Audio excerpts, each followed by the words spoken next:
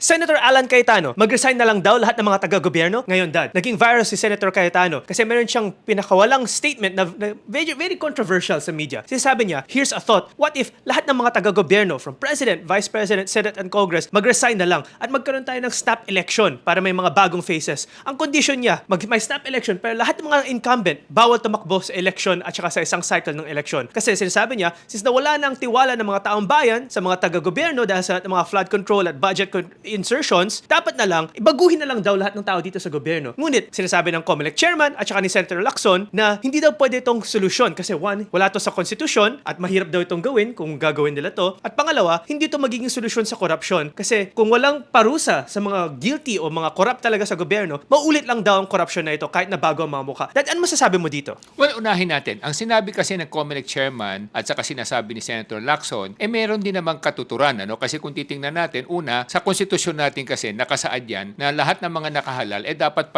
kanilang panindigan at kanilang panunungkulan at pananagutan sa bayan. Pangalawa, ang sinasabi naman ni Senator Lacson, dapat talaga magkaroon ng pananagutan kasi ngayon ang hinahabol ng ating mga kababayan. Pananagutan, katarungan at kulungan. So kung wala niyan, kahit na sabihin mo magbago-bago yung eleksyon, para na rin natin sinasabing dahil nag-resign sila at nagkaroon ng stop election, mapapawalang bisa na yung mga kanilang ginawang kasalanan. So dapat tapusin muna natin investigasyon at malaman natin ang katotohanan at nang sa ganon magkaroon ng pananagutan kung sino may mga sangkot sa katiwalian at pandarambong na ito na ginawa sa ating kabangbayan. So dapat yun ang masunod natin. Pero tama rin naman, maganda yung suggestion ni Senator Lacson, ni Senator Cayetano na sinasabi niya. Ang sinasabi niya kasi na dahil halos lahat naman yata sila parang naulingan o nadungisan, so mabuti pa palitan na lang lahat ng mga nakaupo na senador, congressman, presidente at vice president. So pero napakaganda ng proposition nga. Pero ang problema kasi dito, meron tayong konstitusyon na dapat igalang. At pangalawa, siguro kung talagang gusto natin matuloy ito sa hinaharap,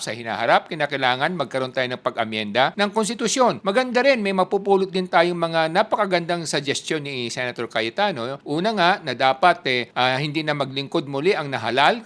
Dapat magkaroon na ng maximum term na 6 years ang sino man. May kesyo local na gov position o national position, dapat maximum of 6 years ang isang nahalal at hindi na siya pwedeng ulit tumakbo sa posisyon na yon sa susunod na halalan. Pwede siguro after 6 years, magbakasyon muna siya, balik siya sa privado sector at pero hindi na rin siya pwedeng tumakbo doon sa posisyon na kanyang inupuan dati. Kaya napakaganda ng suggestion niya kung yan ang mangyayari kasi nga pag nagtatagal ang isang opisyal sa isang katungkulan, doon nagkakaroon ng temptasyon, natutukso sila dahil nagkakaroon na sila ng kaalaman kung paano paikutin ang sistema. Kaya nga yung sistema dapat mabago. Pwedeng tumakbo ka for 6 years, ang maximum term mo at pagkatapos after 6 years dapat magbakasyon ka ng 6 years para maramdaman mo at maaral mo ulit ang pribado sektor para maunawaan mo rin yung mga dinadaanan ng mga nasa pribadong sektor. At kung babalik ka man ulit sa pamahalaan, dapat hindi na sa parehong posisyon ang iyong tatakbuhin, hindi na pwede. So minsan lang up to 6 years. Kung 3 years lang ang serbisyo mo, kunyari congressman at local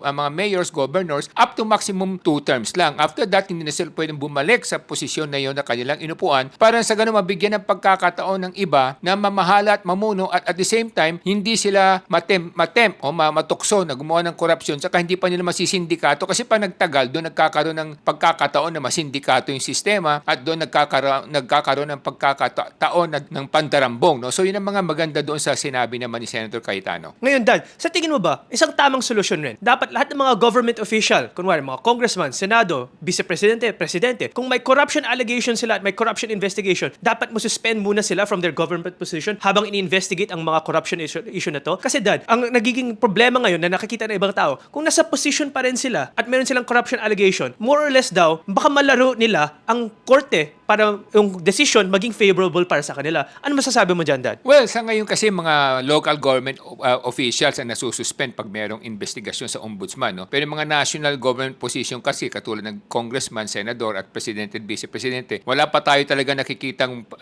karanasan sa ating bayan na nasususpend sila pag may ongoing investigation. Pero dapat yan maipatupad din. Kasi sa pangalawang problema sa ating bansa, wala talaga tayong two-party system. Labo-labo yung sistema ng political party natin Hindi ito wala talagang prinsipyo. Kung sino yung Pangulo ngayon, kung ano yung partido niya, lahat naglilipatan doon. No? So dapat yan mapagbawal na rin. Dapat magkaroon lang tayo ng two political party system at napaka-clear dapat na sinasaad doon kung ano yung prinsipyo ng bawat partido. Una. Pangalawa, dapat bawal lumipat, bawal yung turncoatism. Para na sa ganun magkaroon talaga ng check and balance yung sistema. Hindi katulad ngayon, lahat nagsasama-sama, kaya yung mayorya palaging yung kung sino yung Pangulo at pag nagkaroon ng ganitong pagkakataon, nagtatakipan na at nagkakaroon ng katiwalian sa ating kabangbayan. No? Kaya yun dapat maiwasan. Dapat two political party system lamang at nakasaad talaga ang prinsipyo ng bawat political party at bawal lumipat ng partido. Kailangan na clear yon sa mga guidelines na ilalabas nila para sa ganun hindi yung palipat-lipat yung mga tao pagkatapos nagkakaroon ng nadudungisan yung ating sistema. Ngayon, Dad, at ating mga kababayan, sang-ayon ako sa idea ni Senator Alan Cayetano na ang kailangan ng gobyerno, mas maraming new faces. Kasi ang mga faces ngayon sa ating gobyerno, wala na kaming tiwala sa kanila. Kasi lahat ng mga flood control, lahat ng mga corruption projects, since sa tagal din na sa gobyerno at parati na silang paulit-ulit sa gobyerno, in fact, may mga corruption scandal na nga, pero na-elect pa rin sila sa gobyerno. Para sa akin, kailangan natin na mas maraming new faces and better faces sa ating gobyerno. At paano mangyayari yun? Kung tayo, mga kababayan natin, mga Pilipino mismo, magvo-vote ng mga better choices sa mga upcoming elections. Pero paano magiging better ang mga choices natin bilang Pilipino? At paano magiging better ang voter preferences natin? Kailangan i-upgrade ang status ng education dito sa Pilipinas para mas maraming maging critical thinkers sa mga Pilipino, mas maraming successful na Pilipino, para mas ma-identify nila kung sino mga corrupt at hindi corrupt at sino mas mabubuti para sa bansa dito sa Pilipinas. Kaya yun ang layunin ng Ilocano Defenders Party List na i-upgrade ang status ng education dito sa Pilipinas. Ako po ay si Solomon Sai, ang inyong kuya ng bayan. Mga kababayan, huwag niyong kakalimutan na pag binabayaran o binibili ang inyong boto para sila'y mahalal, ito'y isang malaking pag-iinsulto sa inyong pagkatao. Ibig sabihin yan, ang sukat ng inyong pagkatao sa tingin ng itong